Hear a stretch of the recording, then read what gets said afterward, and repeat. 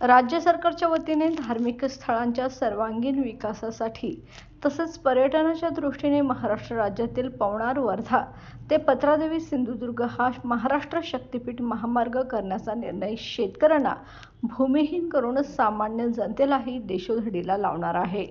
त्यामुळे मुंबई येथील विधान भवनावर 12 मार्च रोजी होणाऱ्या शक्तीपीठ विरोधी मोर्चास राज्यातून हजारोंच्या संख्येने शेतकऱ्यांनी उपस्थित राहण्याचे आवाहन स्वाभिमानी शेतकरी संघटनेचे संस्थापक राजू शेट्टी यांनी केले।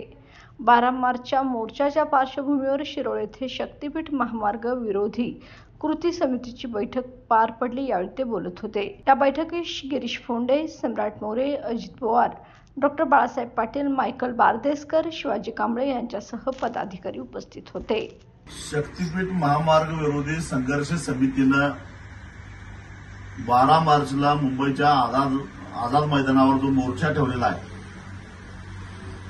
त्या मोर्चाला स्वाभिमानी शेतकरी संघटनेचा पूर्ण ताकदीने पाठिंबा आहे।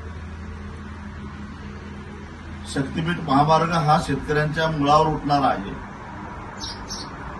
आवाजवी आहे आणि महाराष्ट्राच्या अर्थकारणावर विपरीत परिणाम करणारा आहे। यातून केवळ राजकीय नेत्यांचंच भलं होणार आहे, चंगळ होणार आहे, प्रचंड भ्रष्टाचार होणार आहे, ही भूमिका स्वाभिमानी शेतकरी संघटनेनं पहिल्यापासून घेतलेली आहे आणि आजही ती कायम आहे। आणि त्यामुळं यापूर्वी मी अनेक वेळा याला विरोध केलेला आहे। आजपासून मी 2 दिवसाच्या मराठवाड्याच्या दौऱ्यावर निघालेलो आहे ते याचसाठी की या 12च्या 12 जिल्ह्यातून शक्तीपीठ महामार्ग विरोधी संघर्ष समितीच्या मोर्चाला जास्तीत जास्त शेतकऱ्यांनी आझाद मैदानावर यावं यासाठी मी ज्यांची जमीन शक्तीपीठ महामार्गाला जाते त्यांना, त्याचबरोबर ज्यांची जमीन जात नाही त्यांनाही आवाहन करतो, कारण हा एक मोठा भ्रष्टाचाराचा प्रयत्न आहे। 40-42 हजार कोटीत होणारा रस्ता 86,000 कोटीमध्ये करायचं आणि पुन्हा सुधारित प्रशासकीय मान्यताच्या नावाखाली 1.5 लाख कोटी रुपयांपर्यंत न्यायचं आणि त्यातून अमाप माया गोळा करायचा हे कारस्थान या महाराष्ट्रातल्या काही राजकारण्यांनी आणि प्रशासकीय अधिकाऱ्यांनी रचलेला आहे। त्याला बळी आपण पडणार आहोत, कारण हा सारा पैसा या रस्त्यावरून जे कुणी प्रवास करतील त्यांच्या खिशातून टोलच्या रूपाने जाणार आहे।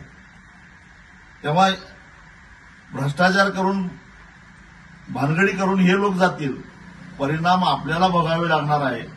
आणि म्हणून शेतकरी असो किंवा शेतकरी नसाल तरी सुद्धा महाराष्ट्रातला एक करदाता जबाबदार नागरिक म्हणून आपण सगळ्यांनी ही जी लूट चालू आहे त्या लुटीला विरोध केला पाहिजे। यासाठी संवेदनशीलता शिल्लक असणाऱ्या सगळ्यांनी 12 मार्चच्या मोर्चाला यावं अशी मी कळकळीची विनंती करतो।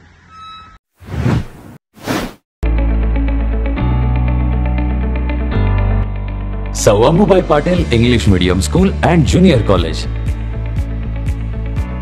pre-NDA training center, CBSE pattern and military pattern, approved by Government of Maharashtra.